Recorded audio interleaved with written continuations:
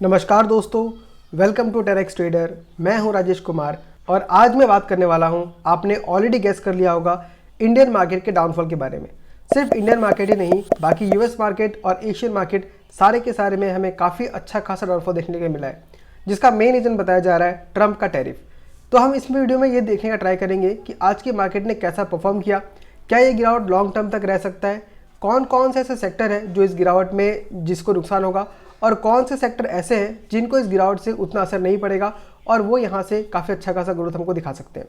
साथ ही साथ इस वीडियो में हम देखेंगे कि कौन से ऐसे ETF है जो कि हम यहाँ पे बाइंग करके एक अच्छा खासा मुनाफा कमा सकते हैं। तो चलिए स्क्रीन पे चल के देखते हैं कि आखिर आज के दिन में कौन सा इंडेक्स कितना गिरा हुआ है। यहाँ देख सकते हैं आज मेरा पोर्टफोलियो भी डाउन था और शुरू में तो अराउंड 5-6% के आस पर डाउन था, लेकिन शाम होते होते थोड़ा रिकवरी आया और मेरा पोर्टफोलियो सिर्फ 2.42% आज के दिन में डाउन था।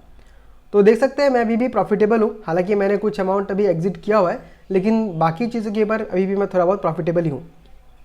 इंडेक्स में अगर आके देखें तो निफ्टी 20 2.86%, बैंक 20 2.51%। मैं 20 बोल रहा हूँ तो कन्फ्यूज मत हो जाएगा क्योंकि ये उन इंडेक्सेस के ETF है। चलिए मैं इंडेक्स को निकाल देता हूँ। निफ्टी 50 में आपको अराउंड 3.5% का गिरावट देखने मिला, निफ्टी बैंक में भी 3% के आसपास का, निफ्टी IT में 2.51% का, निफ्टी ऑटो में 3.78%, निफ्टी FMCG में 1.10%। आप देख सकते हैं FMCG में जो गिरावट है सबसे कम हुआ है क्योंकि ये एक डिफेंसिव सेक्टर है और भले ही बाकी चीज़ सेक्टर का परफॉर्मेंस खराब हो जाए, लेकिन FMCG का डिमांड हमेशा रहेगा और वो हमेशा आपको सपोर्ट देता रहेगा। जब कोविड का फॉल आया था उस टाइम पे भी FMCG ने काफ़ी अच्छा खासा हमको सपोर्ट दिखाया था। निफ्टी रियल्टी देखे जो कि रियल एस्टेट को फॉलो करता है, वो हमको बहुत ज़्यादा गिरावट दिखाया 5.69%। निफ्टी फार्मा भी 2.75% गिरावट दिखाया, जो कि पहले हमें लग रहा था कि फार्मा सेक्टर में गिरावट नहीं आएगा, लेकिन ट्रंप ने जब ये बयान दिया कि अभी नेक्स्ट हम फार्मा सेक्टर को ऊपर भी नज़र रख रहे हैं, तब फार्मा सेक्टर में भी गिरावट अच्छा खासा हमको देखने के लिए मिल गया। मिड कैप 150 में देखें तो वहाँ भी 3.5% का डाउनफॉल है। निफ्टी नेक्स्ट 50 में भी 3% का, PSU bank 2.84% downfall, oil and gas 2.79% down है, निफ्टी स्मॉल कैप 100 भी 3.88% डाउन है, सेंसेक्स 2.81% डाउन है, इंफ्रा 3% डाउन है। यानी आप कोई भी इंडेक्स उठा लीजिए, सारे के सारे 3-4% डाउन दिखेंगे। निफ्टी स्मॉल कैप 250 देखूं तो वो भी 4% के आसपास डाउनफॉल है। फाइनेंशियल सर्विस भी आपका 3.49% डाउनफॉल है। निफ्टी 500 भी आपका 3% डाउनफॉल है। यानी आज के दिन में चौतरफा या 8 तरफा या 10 तरफा जितना भी देखना है, सब तरफ से बिकवाली हुआ है, कहीं भी खरीदारी देखने को नहीं मिला है। लेकिन एक बात आपको मानना पड़ेगा कि एंडिंग के टाइम में हर इंडेक्स में थोड़ा बहुत रिकवरी आया है। जैसे आपको मैं यहाँ पे दिखाता हूँ निफ्टी 50 को लेके पहले, तो निफ्टी 50 का देखिए यहाँ पे हमको एक गैप डाउन देखने के लिए मिला और गैप डाउन काफ़ी अच्छा था। आप देख सकते हैं यहाँ पे 22,900 से सीधा हमको ओपनिंग मिला 21,700, यानी कि आपका मान लीजिए लगभग 1000 पॉइंट का आपको डाउनफॉल देखने के लिए मिला, लेकिन उसके बाद आपको अच्छा खासा रिकवरी देखने के लिए मिला। इसको और अच्छे से समझने के लिए मैं 15 मिनट के टाइम फ्रेम में कन्वर्ट करता हूँ। तो देख सकते हैं आप यहाँ पहले गिरावट के बाद वहाँ पे कोई भी बड़ा गिरावट नहीं आया, आपको यहाँ पे खरीदारी ही नजर आया। देखिए पहले कैंडल में ही हमको पूरा का पूरा बाइंग नजर आ गया, उसके बाद इस पूरे में हमको सेलिंग नजर नहीं आया और लास्ट में फिर से हमको यहाँ पे बाइंग दिखा रहा है। और अभी अगर देखिए तो यहाँ भी हमको कितने पॉइंट्स का गैप छुटा हुआ दिख रहा है, अराउंड हमको यहाँ पे 600 पॉइंट्स का गैप दिख रहा है, यानी अभी भी यहाँ पे 2.81% ग्रोथ का चांसेस है। तो ऐसे तो मैं ऑप्शन ट्रेडिंग नहीं करता हूँ, लेकिन ETF में हम आराम से निफ्टी 50 में एक छोटा मोटा ट्रेड कर सकते हैं, जहाँ पे आपको 2 से 3% तक का प्रॉफिट आराम से हो सकता है। निफ्टी 50 के बाद हम एक बार निफ्टी FMCG को देख लेते हैं, जिसमें सबसे कम गिरावट आया। FMCG में अगर देखें तो आप देख सकते हैं कि हमको रिकवरी कितना शानदार होते हुए नजर आया। और अगर इसको मैं 15 मिनट्स में कन्वर्ट कर दूँ तो सबसे पहले तो यहाँ गिरावट हमें बहुत कम देखने के लिए मिला है। ये देखिए आपको जो डाउनफॉल देखने के लिए मिला है वो आपको मिला है सिर्फ 1% का, और वहाँ से फिर आपको रिकवरी बहुत ज़ोरदार नज़र आया। इस कैंडल को देखिए आपको समझ में आ जाएगा, बहुत ज़ोरदार रिकवरी आया और उसके बाद यहाँ पे एक कंसोलिडेशन जोन हमको फॉर्म करते हुए नज़र आया। तो यहाँ भी हमको उतना वीकनेस नहीं दिख रहा है क्योंकि हम इंडियन मार्केट ऑलरेडी बहुत गिरा हुआ था, तो वैल्यूएशन ऑलरेडी सस्ते थे और आज की गिरावट की वजह से थोड़ा हमको कंफर्ट उसे मिलता है, जिसमें नीचे से इन्वेस्टर्स को इंटरेस्ट आने लग गया और वो वैल्यू बाय करने लग गए। अगर हम FII-DII का ट्रेडिंग एक्टिविटी देखें तो आज 7 अप्रैल है और अभी तक अपडेट नहीं हुआ है, आपको 5:30 के आसपास ही अपडेट होगा। तो वो भी हमको जहाँ तक लगता है बिकवाली बहुत ज़ोरदार आया होगा। जब अपडेट हो जाएगा तो मैं उसको स्क्रीनशॉट डाल दूंगा, आपको देख लीजिएगा। नेक्स्ट अगर हम निफ्टी का प्राइस ट्रेंडिंग देखें तो अभी आपका 21.09 का दिख रहा है, जो कि इस गिरावट के बाद हमको ठीक ठाक की वैल्यूएशन पे होते हुए नजर आ रहा है। ये बढ़ के 22 के आसपास चला गया था, अब फिर से 21.09 पे आ चुका है, जो कि फेयरली वैल्यूड है, बहुत ज़्यादा महंगा नहीं है। अब एक बार हम निफ्टी 50 के हीट मैप में भी जाकर देख लेते हैं, उससे आपको क्लियर पिक्चर दिखाई देगा कि आज के दिन में बिकवाली कैसा हुआ था। ये देख सकते हैं आप, ये कलर आपको बता रहा है, जो लाल रंग जो आपको स्क्रीन पे दिख रहा है और वही लाल रंग आपको मेरे टी शर्ट में भी दिखाई देगा, ये इंडिकेट कर रहा है कि आज के दिन में बहुत ही भयानक बिकवाली हुआ है। और मैं गारंटी दे सकता हूँ कि बहुत सारे लोगों के जो स्टॉप लॉसेस थे, जिन्होंने MTF में ट्रेड किया होगा, उनका स्टॉप लॉस हिट हुआ होगा और बहुत लोगों को ये मैसेज भी आया होगा कि आप अपने मार्जिन को जो शॉर्टफॉल हो रहा है उसे कवर कीजिए। तो बहुत सारे लोग पैनिक में आए होंगे। तो देखिए दोस्तों, MTF में ट्रेड करना खराब बात नहीं है, लेकिन आपको अपना रिस्क को समझ के चलना चाहिए।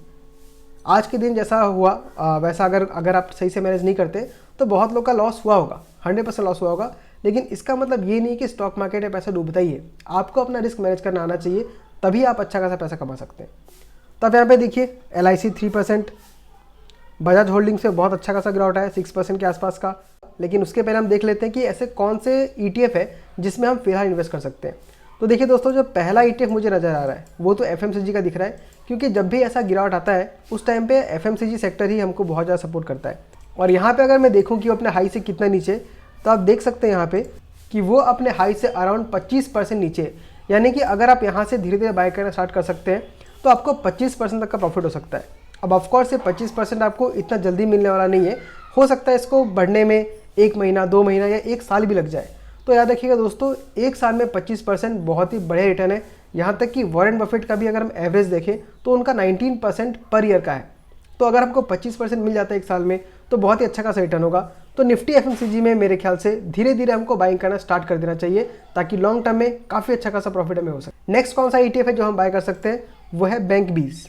अब बैंक बीज में आप देख सकते हैं कि गिरावट हमको बहुत ज़्यादा देखने को नहीं मिला है। जहाँ पे बाकी सारे सेक्टर्स आपको 3 से 4% तक फॉल होते हुए नजर आए, बैंक बीज आपको वहाँ पे सिर्फ 2.5% डाउनफॉल दिखा रहा है। और ये डाउनफॉल भी देख सकते हैं आपको रेजिस्टेंस के पास देखने मिल रहा है। हमने पिछले वीडियो में डिस्कस किया था कि बैंक बीज जो है आपको एक W पैटर्न फॉर्म करता हुआ नजर आ रहा है, जो कि डबल बॉटम भी जिसको बोलते हैं। ये देख सकते हैं, ये हमको एक यहाँ पे डबल बॉटम फॉर्म होता हुआ नजर आ रहा है, जो कि क्लियरली इंडिकेट कर रहा है कि यहाँ पे एक आपका बॉटम फॉर्मेशन हो चुका है और यहाँ से हमको बहुत अच्छा खासा प्रॉफिट हो सकता है। और ये आपको जो डाउन टर्न दिख रहा है यहाँ पे आज के दिन में, ये रेजिस्टेंस के बाद आपको देखने के लिए मिल रहा है। तो ये डाउनफॉल आना एकदम कॉमन सी बात था। आप देख सकते हैं वापस से जब इसने रिकवरी दिखाया तो ये जो 516 का जो लेवल है उसके ऊपर इसने क्लोजिंग दिया है। तो अभी भी हम लोग का जो डबल बॉटम था वो इंटैक्ट है, और जो टारगेट हम लोग का रहेगा इसके ऊपर वो टारगेट भी इंटैक्ट है, जो कि हम लोग का होने वाला है 579 रुपीज़ तक का। तो अगर यहाँ से अगर ये 579 पहुँच जाता है तो यहाँ पे हमको 12% तक का प्रॉफिट हो सकता है, जो कि अगेन एक ठीक ठाक प्रॉफिट हमको दे रहा है, वो भी एक ETF में। तो आज के दिन में अगर देखें तो 2 ही ETF मुझे पसंद आते हैं, बैंक बीज और दूसरा निफ्टी FMCG। साथ ही साथ आप निफ्टी 50 को भी ले सकते हैं, क्योंकि उसमें भी काफ़ी अच्छा करेक्शन आ चुका है और वैल्यूएशन भी बहुत ज़्यादा महंगा नहीं है। लेकिन मैं फोकस करूंगा इन 2 ही ETF के ऊपर, बैंक बीज के ऊपर और निफ्टी FMCG के ऊपर।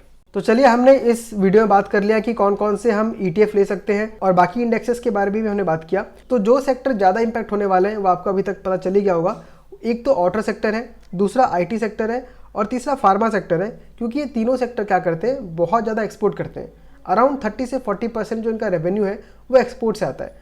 तो अगर एक्सपोर्ट ही कम होने लग जाएगा या टैरिफ ज़्यादा बढ़ने की वजह से डिमांड कम होता है तो इनके ऊपर इम्पैक्ट आ सकता है। रही बात IT की, तो IT में क्या होगा, अगर US में रिसेशन आता है तो वो अपना खर्चा कम करेंगे, और खर्चा कम करेंगे तो इंडियन जो IT कंपनीज हैं उनको बिजनेस कम मिलेगा, जिसके वजह से यहाँ प्रॉब्लम हो सकता है। तो ये तो एक मेरा ओपिनियन है। अब ऐसा ही प्ले आउट होता है कि नहीं वो हम नहीं बोल सकते। क्या पता टैरिफ हर जगह बराबर लगने की वजह से डिमांड वैसा का वैसा ही रहे, भले ही कंज्यूमर को थोड़ा पे करना पड़ेगा पर डिमांड में उतना अगर अंतर नहीं आता है तो बिजनेसेस वैसे ही रन करेंगी। हाँ, हमको शॉर्ट टर्म में थोड़ा बहुत डाउनफॉल दिख सकता है, लेकिन 2 से 4 महीने में या खूब मान लीजिए 6 महीने के बाद वापस से रिकवरी आना चाहिए, क्योंकि मार्केट है और हमने देखा है कि लॉन्ग टर्म मार्केट हमेशा ऊपर की तरफ ही जाता है। जो कंपनी खराब करेगी वो नीचे आएगी, लेकिन इंडेक्स हमेशा आपका ऊपर की तरफ ही जाएगा। तो अगर आप ETF में इन्वेस्ट करते हैं तो बिना डरे उसमें इन्वेस्ट करते रहिए। हाँ, ये वो जगह नहीं है जहाँ पे मैं बहुत सारा पैसा एक बार मैं लगा दूँ, बट अपने कैपिटल का 5% में यहाँ पे एलोकेशन करना स्टार्ट कर सकता हूँ। अब बात कर लेते हैं जो म्यूचुअल फंड में इन्वेस्ट कर रहे हैं। तो दोस्तों, अगर आप म्यूचुअल फंड में इन्वेस्ट कर रहे हैं तो आपके लिए बहुत अच्छा अपॉर्चुनिटी है, क्योंकि आप कर रहे हैं SIP। आप हर मंथ में आप एक फिक्स अमाउंट डाल रहे हैं, जिससे अगर आपका मार्केट डाउनफॉल आता है तो आपको ज़्यादा NAV मिलते हैं, मतलब आपको ज़्यादा यूनिट्स मिलते हैं। तो उसको क्या हो रहा है कि आपको सस्ते में ज़्यादा क्वांटिटी मिल रहा है, जो कि फ्यूचर में जाके आपको बहुत अच्छा खासा रिटर्न देगा। तो अगर आप SIP कर रहे हैं तो बिना डरे कंटिन्यू रखिए, और अगर आपके पास कुछ एक्स्ट्रा पैसा है तो आप वो 5 to 10% एक्स्ट्रा आप लमसम में भी डाल सकते हैं। अगर आपको म्यूचुअल फंड में अच्छे से गाइडेंस चाहिए तो आप मुझे कांटेक्ट कर सकते हैं।